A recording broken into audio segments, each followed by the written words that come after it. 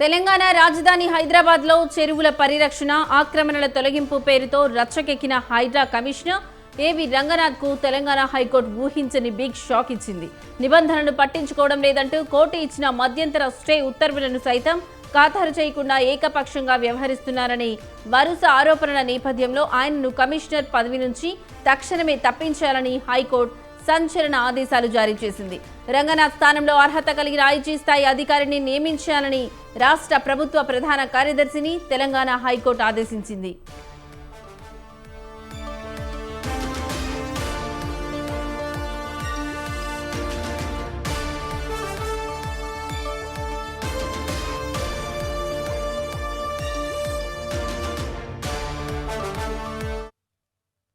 ఒకే ఒక్క ప్రభుత్వ అధికారిపై దాదాపు 63 కోర్టు ధిక్కరణ పిటిషన్లు దాఖలు కావడం పట్ల హైకోర్టు తీవ్ర ఆందోళన ఆగ్రహం వ్యక్తం చేసింది. ఇందులో దాదాపు 20 కేసుల్లో ఆయనకు నేరుగా కోర్టు ధిక్కరణ నోటీసులు కూడా జారీ కావడం గమనార్హం. ఒకే ఒక్క అధికారిపై ఇన్ని కోర్టు ధిక్కరణ పిటిషన్లు ఎందుకు వస్తున్నాయి? నిబంధనలను పాటించకుండా కోర్టు ఇచ్చిన మధ్యంతర ఉత్తర్వులను పక్కన పెట్టి వ్యవహరించడం వల్లే పౌరులు కోర్టు తలుపులు తడుతున్నారని రంగనాథ్ తీరుపై ప్రభుత్వ న్యాయవాదిపై ధర్మాసనం నిప్పులు చెరిగింది.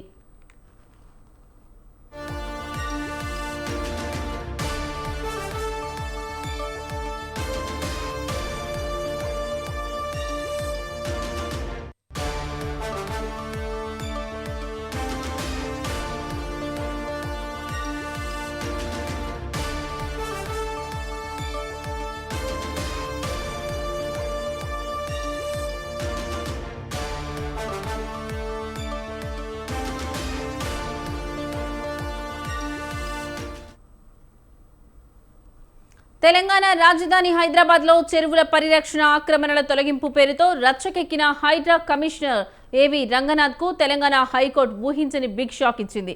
ఇక ఇదే అంశానికి సంబంధించిన మరింత సమాచారం మా ఇన్పుట్ ఎడిటర్ రాజమౌళి ఫోన్ ద్వారా అందిస్తారు. రాజమౌళి, చెప్పండి, ఈ అంశానికి సంబంధించి మీ దగ్గర ఉన్న లేటెస్ట్ అప్డేట్స్ ఏంటి? లక్ష్మీ, తెలంగాణ హైకోర్టు కీలక ఆదేశాలు జారీ చేసింది. తెలంగాణ కమిషనర్ ఏదైతే హైడ్రా కమిషనర్ రంగనాథ్ను తక్షణమే తొలగించాలని కూడా హైకోర్టు ఆదేశాలు జారీ చేసింది. తెలంగాణ చీఫ్ సెక్రటరీని ఆదేశించింది తెలంగాణ హైకోర్టు. మొత్తం మీద ఒక్క అధికారిపై రంగనాథ్ పై 63 కోర్టు ధిక్కరణ కేసులు ఉండడంపై హైకోర్టు సీరియస్ అయింది. ఇన్ని ఉల్లంఘనలకు పాల్పడ్డ అధికారి ఉండకూడదంటూ కూడా తెలంగాణ హైకోర్టు అభిప్రాయపడింది. మొత్తం మీద తెలంగాణ రాష్ట్ర రాజధాని హైదరాబాద్ లో చెరువుల పరిరక్షణ కార్యక్రమాలు తొలగింపు పేరుతో రచ్చకెక్కిన హైడ్రా కమిషనర్ ఏవి రంగనాథ్ కు తెలంగాణ హైకోర్టు ఊహించని షాక్ కూడా ఇచ్చిందనేది చెప్పొచ్చు. ఏదైతే నిబంధనలు పట్టించుకోవడం లేదంటూ కూడా కోర్టు ఇచ్చిన మధ్యంతర స్టే ఉత్తర్వులను తాను సైతం ఖాతర చేయకుండా ఏకపక్షంగా వ్యవహరిస్తున్నారనే వరుస ఆరోపణల నేపథ్యంలో ఆయనను కమిషనర్ పదవి నుంచి కూడా తక్షణమే తొలగించాలని హైకోర్టు సంచలన ఆదేశాలు కూడా జారీ చేసింది. రంగనాథ్ స్థానంలో అర్హత కలిగిన ఐజీ స్థాయి అధికారిని కూడా నియమించాలని రాష్ట్ర ప్రభుత్వ ప్రధాన కార్యదర్శి కూడా తెలంగాణ హైకోర్టు ఆదేశించింది.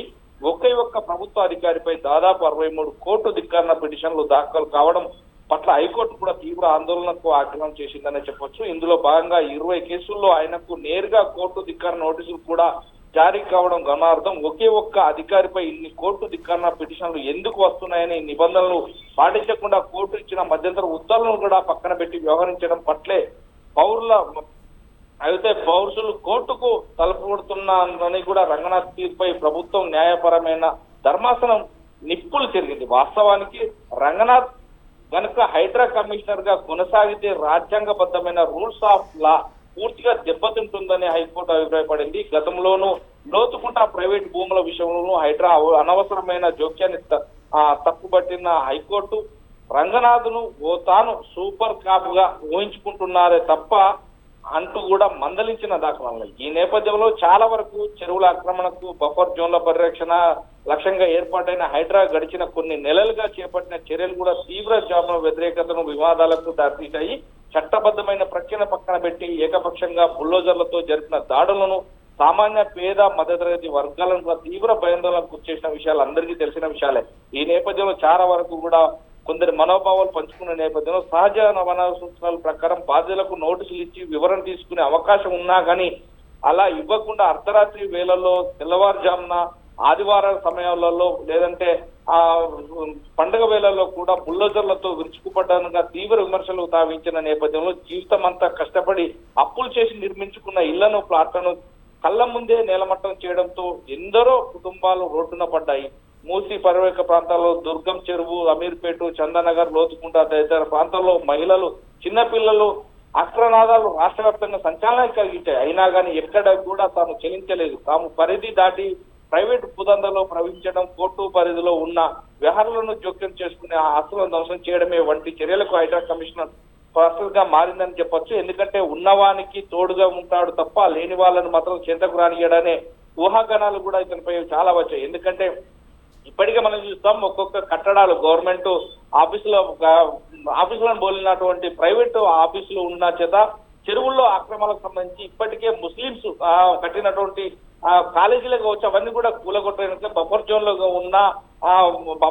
ఉన్నా కూడా వీటి పట్టించుకోకుండా పేదవారి ఇంట్లోనే లక్ష్యం పెట్టుకొని ఎక్కడిగా కూల్చి ఇవి చెరువుల క్రమబద్ధీకరణ గవర్నమెంట్ ఆస్తులు కాపాడుతున్నామని చెప్పారు తప్ప ఎవరికి ఒరిగింది లేదు. తెలంగాణ ప్రజలు చేసుకున్న దౌర్భాగ్యం ఇదేనా అంటూ కూడా కొన్ని వ్యాఖ్యలు వచ్చినాయి. హైకోర్టు జారీ చేసిన ఈ తీర్పు కేవలం ఒక అధికారి బదిలీకి పరిమితం కాకుండా నిరంతరంగా వ్యవహరించే అధికారులపై ఒక గట్టి హెచ్చరికగా నిలిచిందని, చట్టాన్ని అమలు చేయాల్సిన అధికారులే చట్టాన్ని చేతిలోకి తీసుకుని న్యాయస్థానాలకు ఆశ్రయించాలని నిర్లక్ష్యం చేస్తే సహించేదని కూడా ఈ తీర్పు చాటి చెప్పిందని అనుకోవచ్చు. రాష్ట్ర ప్రభుత్వం ఇప్పటికైనా స్పందించి రాజ్యాంగబద్ధంగా చట్టపరిధితో సమర్థవంతంగా పనిచేసే ఐజీ స్థాయి అధికారిని నియమించాలని కూడా బాధ్యత తగిన న్యాయ పరిహారం అందించాలని కూడా న్యాయస్థానం కోరింది. ఈ నేపథ్యంలోనే పౌర సమాజం న్యాయం కోసం విధులు గట్టిగా డిమాండ్ చేస్తున్నట్టు ఉంది. కానీ ఇప్పుడు తెలంగాణ రాష్ట్రంలో హైడ్రా పేరు చెప్తేనే ఒక్కొక్కరికి అంటే మన గుండెల్లో రైళ్లు పరిగెడుతున్నాయి. అంటే నేను కొనుక్కున్న భూమి ఎక్కడ ఉంది, నేను కట్టుకున్న ఇల్లు ఏ స్థానంలో ఉంది తెలియకనే కట్టుకున్న కొంతమంది కావచ్చు, తెలిసి కట్టుకున్న వాళ్ళు కొంతమంది కావచ్చు.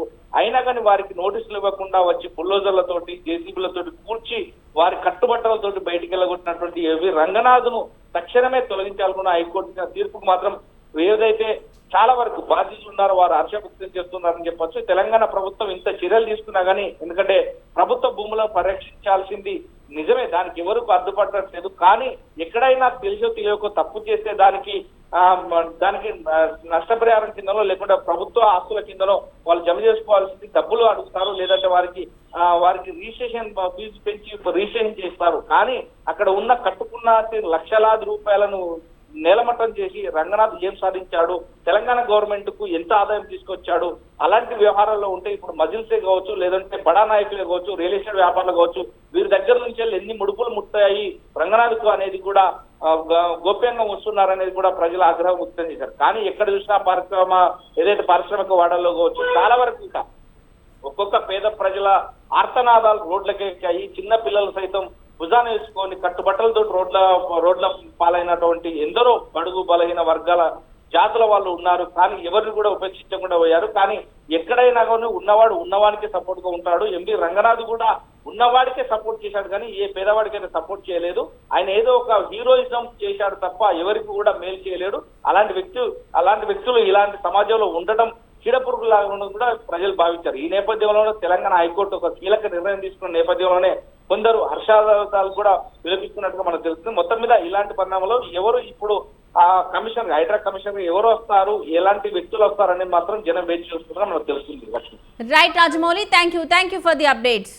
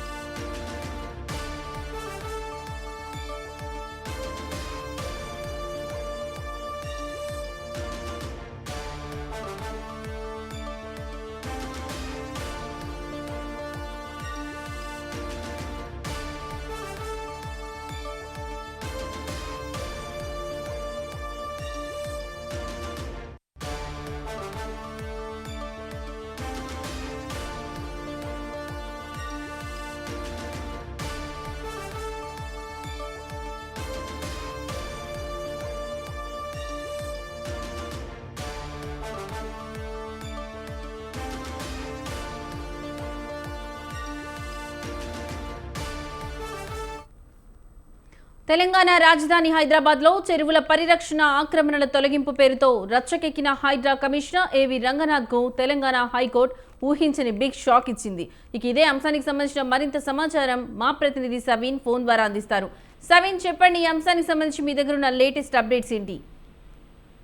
వాస్తవానికి తెలంగాణలో కాంగ్రెస్ పార్టీ అధికారంలోకి వచ్చిన తర్వాత సీఎం రేవంత్ రెడ్డి అత్యంత ప్రతిష్టాత్మకంగా హైడ్రాను తీసుకువచ్చారు. ముఖ్యంగా హైదరాబాద్ లో గత అనేక ఏళ్లుగా చెరువులు, కుంటలు, ప్రభుత్వ భూములతో పాటు అదేవిధంగా పార్కులు, ముఖ్యంగా ప్రభుత్వ స్థలాల, ప్రభుత్వ ఆస్తుల పరిరక్షణ ధ్యేయంగా ఈ హైడ్రా అనేది ఏర్పాటు చేశారు. అసెంబ్లీలో దీనికి సంబంధించి సీఎం రేవంత్ రెడ్డి అఫీషియల్ గా స్టేట్మెంట్ ఇచ్చి ఈ హైడ్రాను ప్రకటించారు. అప్పటి నుంచి గత 2 ఏళ్లుగా హైడ్రా హైదరాబాద్ నగరంలో కార్యకలాపాలు నిర్వహిస్తూ వస్తుంది. ముఖ్యంగా చెరువులకు సంబంధించినటువంటి బఫర్ జోన్లు, అదేవిధంగా ప్రభుత్వ స్థలాలను ఆక్రమించి ఎవరైతే నిర్మాణాలు చేశారో ఆ నిర్మాణాలను కూల్చివేస్తూ హైడ్రా ముందుకు వెళ్తున్నటువంటి పరిస్థితి అయితే మనకు కనపడుతోంది.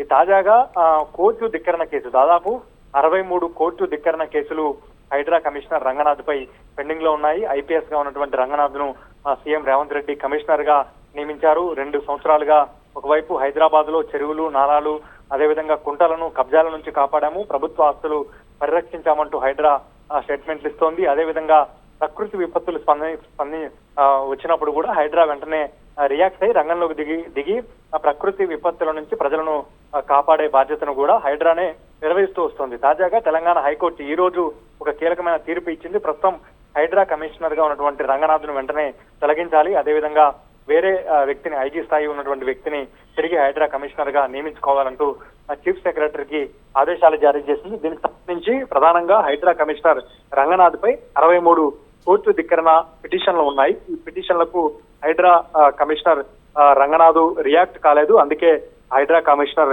రంగనాథ్ ను తొలగించాలంటూ హైకోర్టు ఆదేశాలు జారీ చేసింది. అయితే ఎప్పుడైతే హైడ్రాను రాష్ట్ర ప్రభుత్వం తీసుకువచ్చిందో ఆ తర్వాత నుంచి ప్రధానంగా తెలంగాణ రాష్ట్ర ముఖ్యమంత్రి రేవంత్ రెడ్డి టార్గెట్ గా ప్రధాన ప్రతిపక్షం టీఆర్ఎస్ టార్గెట్ చేసింది. ముఖ్యంగా రేవంత్ రెడ్డి ముఖ్యంగా రియల్ ఎస్టేట్ వ్యాపారులను, అదేవిధంగా రియల్ ఎస్టేట్ వ్యాపారులను బెదిరించడం కోసమే ఈ హైడ్రాను తీసుకువచ్చారు. ముఖ్యంగా పేదోళ్లకు సంబంధించినటువంటి నిర్మాణాలను మాత్రమే హైడ్రా కూల్చివేస్తోంది. అదేవిధంగా పెద్దల జోలికి పోవడం లేదంటూ కూడా బీఆర్ఎస్ పార్టీతో పాటు ఇతర విపక్షాలు పెద్ద ఎత్తున ఆరోపణలు చేశాయి. ముఖ్యంగా లోతుకుంట భూముల వ్యవహారంలో తెలంగాణ హైకోర్టులో ఈ రోజు విచారణ జరిగింది. ఆ భూముల లోతుకుంట సర్వే నంబర్ 1, 2లోని 40 ఎకరాల్లోకి హైడ్రా వెళ్ళింది. ముఖ్యంగా పిటిషనర్ ఎవరైతే ఉన్నారో ఆ పిటిషనర్ కోర్టులో పిటిషన్ దాఖలు చేశారు. దీనికి సంబంధించి తాము వెళ్ళలేదంటూ హైడ్రా కమిషనర్ రంగనాథ్ చెప్పారు. కానీ పిటిషనర్ అవాస్తవాలు చెప్పారంటూ కోర్టుకు రంగనాథ్ తెలియజేసినప్పటికీ హైడ్రా కమిషనర్ రంగనాథ్ పై మాత్రం 63 కోర్టు ధిక్కరణ పిటిషన్లు ఉన్నాయి. ఇవి ఇన్ని కోర్టు ధిక్కరణ పిటిషన్లు ఎందుకు ఉన్నాయంటూ హైడ్రా కమిషనర్ రంగనాథ్ ను హైకోర్టు ప్రశ్నించిన తర్వాత తుది తీర్పు ఇస్తూ హైడ్రా కమిషనర్ రంగనాథ్ స్థానంలో వేరే వ్యక్తిని నియమించాలంటూ చెప్పింది. ముఖ్యంగా ప్రభుత్వం మాత్రం దీన్ని అత్యంత ప్రతిష్టాత్మకంగా భావించింది.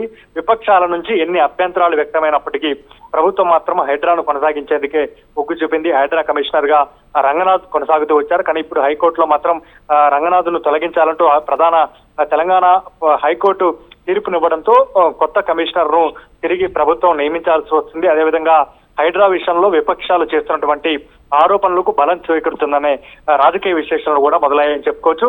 మరోవైపు ప్రభుత్వం దీనిపై ఏ విధంగా రియాక్ట్ అవుతుంది?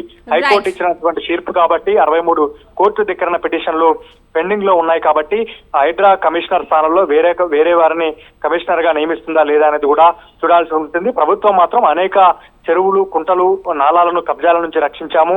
ముఖ్యంగా హైదరాబాద్ నగరంలో జీవన ప్రమాణాలు మెరుగయ్యేందుకు ఈ హైడ్రా అనేది ఉపయోగపడింది. ముఖ్యంగా ప్రభుత్వ ఆస్తుల పరిరక్షణ కోసమే ఈ హైడ్రాను ఏర్పాటు చేశామంటూ ప్రభుత్వం సమర్థించుకునే ప్రయత్నం అయితే చేస్తోంది. కానీ ఇప్పుడు తాజాగా హైకోర్టు హైడ్రా కమిషనర్ నే తొలగించి వేరే వ్యక్తిని నియమించాలని చెప్పింది కాబట్టి హైడ్రా కమిషనర్ తన పరిధికి మించి తన ఉన్నటువంటి అధికారాలను మించి వ్యవహరించారనే అంశం అయితే స్పష్టమైందని చెప్పుకోవచ్చు. మొత్తానికైతే దీనిపై ప్రతిపక్షాలు ఏ విధంగా రియాక్ట్ అవుతాయన్నది కూడా మనం చూడాల్సి ఉంటుంది. Right Saveen, thank you for the update.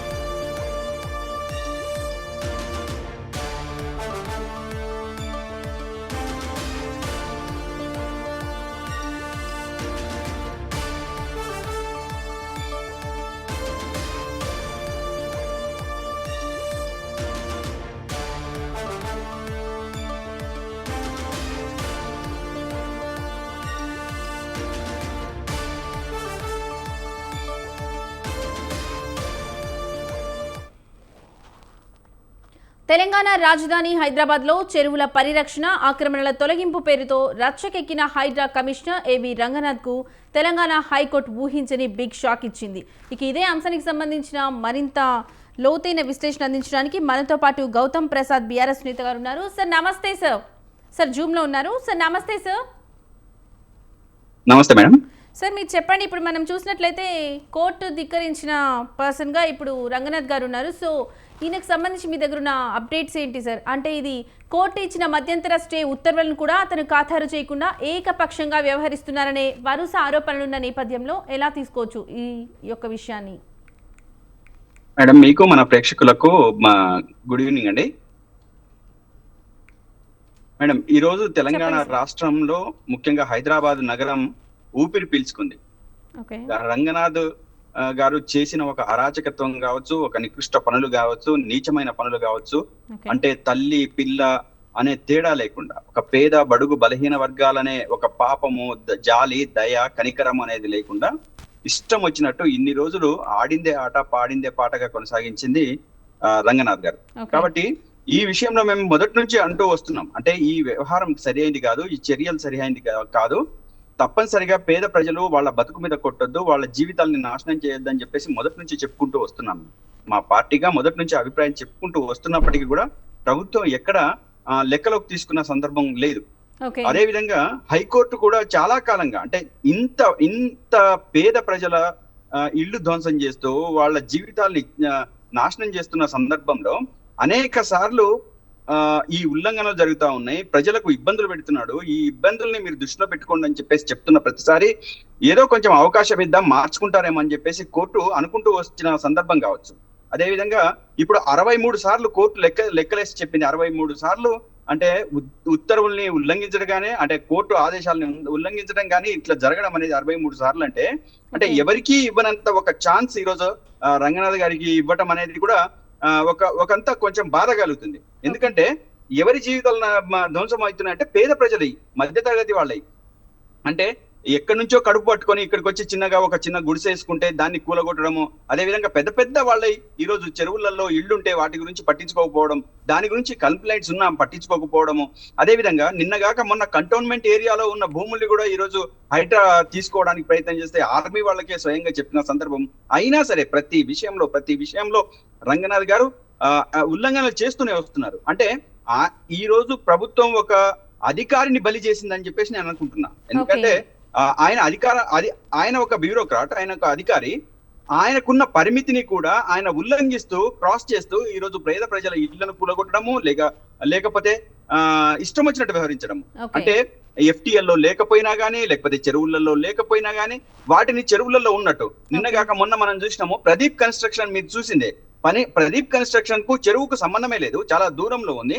కానీ ప్రదీప్ కన్స్ట్రక్షన్ మీద యాక్షన్ తీసుకోవడము, అదే విధంగా దానికి ఆనుకొని ఉన్న ఇతర ఇళ్లకు మాత్రం ముట్టుకోకపోవడం అనేది మన కళ్ళ ముందు కనబడతా ఉంది. అంతేకాదు రేవంత్ రెడ్డి గారి తమ్ముడు సోదరుడు తిరుపతి రెడ్డి స్వయంగా ఆయన ఫామ్ హౌస్ చెరువులో ఉంది, అదేవిధంగా పట్నం మహేందర్ రెడ్డిది చెరువులో ఉంది, అదే విధంగా గుత్తా సుఖేందర్ రెడ్డిది చెరువులోనే ఉంది. ఇట్లా చెప్పుకుంటూ పోతే ఈ రోజు అధికారంలో ఉన్నవాళ్ళు లేదా ప్రభుత్వంలో ఉన్న వాళ్ళ ఇళ్ళన్నీ కూడా చెరువులలో ఉన్నాయి. వాటి గురించి ఎక్కడా కూడా పట్టించుకోకుండా ఈ రోజు పేద ప్రజలు, మధ్యతరగతి వాళ్ళు, వాళ్ళకు నోరు లేని వాళ్ళు, లేదా కోర్టు మెట్లు ఎక్కని వాళ్ళ ఆస్తుల మీదకి పోయి వాళ్ళ జీవితాలని ధ్వంసం చేసి వాళ్ళ ఇళ్లను కూరగొట్టడం అని అంటే ఇది అత్యంత దారుణమైన నీచమైన పని. ఇంకొకటి ఉంటుందని చెప్పేసి ఈ సందర్భంగా మేము తెలియజేస్తున్నాం.